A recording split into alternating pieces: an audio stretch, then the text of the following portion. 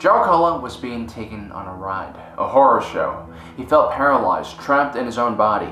His legs dragged his hulking mass forward. His arms held his bowcaster steady. His fingers pulled the trigger, his head unable to turn away, and his eyes stuck wide open as the bolts of energy were launched point blank into the unconscious humans on the ground.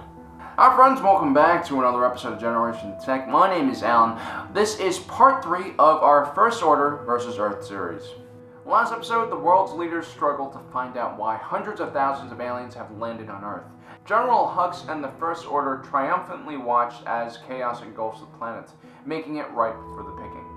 And Kylo's Knights of Ren are preparing for war. Still covered in the blood of the family he had just murdered, Joe Cola tried to strangle the Trandoshan named Borsk. But as soon as his furry paws closed around his scaly neck, a sharp pain nearly cracked his head open, forcing him to throw up on the stunned alien instead. After recovering from his initial shock, Borsk raised his blaster and attempted to shoot the Wookiee, but an invisible wave of pain hit him and sent them reeling to the ground. Something was keeping them from killing each other. Then the Trandoshans and Wookiee attempted to walk away from one another, but the further they went, the more the pain grew. It's only in close proximity to one another that they were able to function. Whoever had placed them in those escape pods had done something to them. Something terrible. Hux boarded the shuttle with a group of stormtroopers. It was time to reveal the First Order to the humans of Earth. Flying out of the shadow of the Resurgent-class battlecruiser, the shuttle headed towards the UN headquarters building in Geneva. The United States have refused entry of their vehicle to New York City, and they, along with a few other countries, had been suspicious of the First Order's offer to help. But Hux knew that results gain trust better than anything. The speech was supposed to be broadcast around the entire world, and the general had prepared well. He explained with his deepest sincerity and apologies that these aliens who were marauding across the planet actually belonged to a supermax orbital facility operated by the First Order.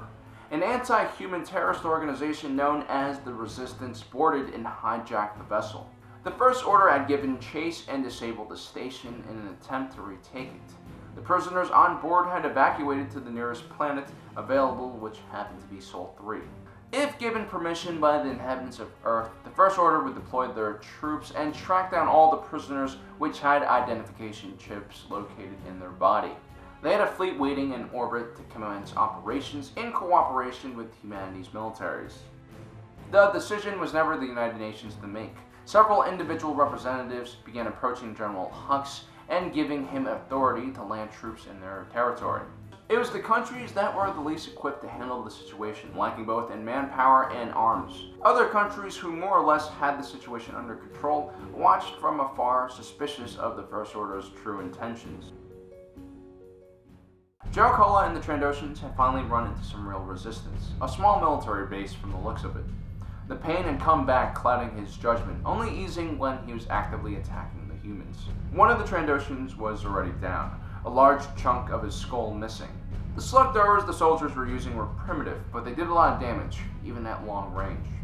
Joe Cola lunged out of cover to get a better angle at the soldiers. Something hit him in the head, and everything went black. The Wookiee awoke. A searing pain brought his hand up to the side of his head.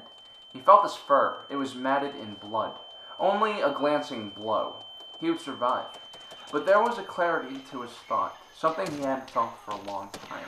He felt pain still, but it was the natural kind, his body telling him he was wounded.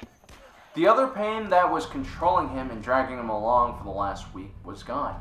Joe Cola rolled on his back and grabbed his bowcaster and fired at the 2 remaining Trandoshans, taking them down. And like that, the gun battle was over. Joe Cola stood up and raised its hands in the air, surrendering, and slowly walked towards the human barricade. General Hux stood on the bridge of the Resurgence with a smile on his face as troop ships began streaming down to the surface. He held in his hand the latest prototype of the inhibitor chip, a classic population control device used by the Empire in its waning days. Imperial Territory F6623, or as the locals called it, Kashyyyk, had been subdued using this very tool. Bolted onto the brain, the microscopic chip would send waves of pain to its host in order to control their actions. Dialed up to its maximum power, it could even kill. He could destroy the entire alien invasion force in a second. but that wouldn't serve the purpose of the First Order. No, first he had to show these humans how powerful the First Order was. The report had quickly reached the president. One of the aliens had surrendered to a U.S. military garrison force in Louisiana. Witnesses had reported a hairy alien turning against his comrades and then giving himself up. Although no one could understand its speech, it seemed to understand English and was able to answer yes or no questions. Military interrogators were trying their best to understand why these aliens were on Earth and see if this alien story aligned with the story given by this new mysterious group known as the First Order. The United States had been slow to trust the new visitors. It was shocking enough to see humans appear on advanced spaceships, but now they were asking to deploy small combat units to serve as advisors with U.S. troops.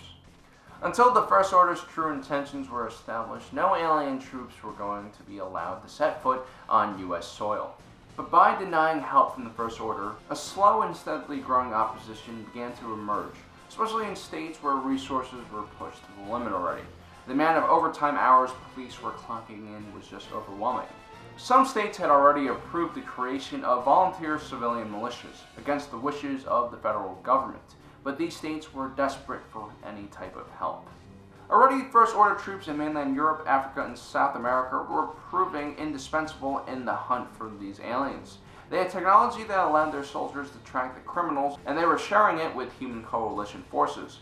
Public opinion was beginning to turn against the president. Americans were wondering why their sons and daughters weren't given the same advantage.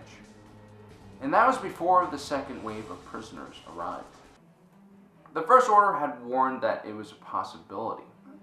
The prison station's repulsors were heavily damaged when the First Order had attempted to take it back from the Resistance. And now it was hurtling through space on the same trajectory as the escape pods that preceded it.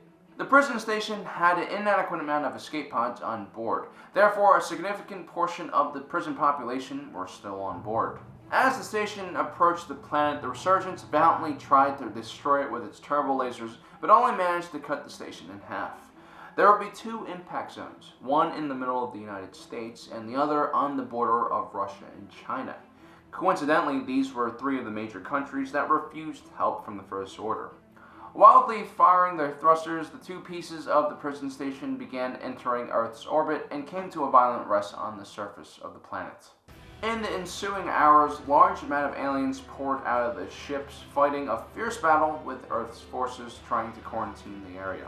And that's where we're going to end off today. We're going to be taking a short break from the series for a few episodes before we head to the second half of the First Order versus Earth series. Don't forget to subscribe and hit that notification button so you don't miss out on that. And a special thanks to all you Patreon supporters out there. If the First Order actually invaded Earth, we would start a militia and we would go around burning things down. It would be fun. Well, thanks for joining us today. If you're watching this, you are Generation Tech.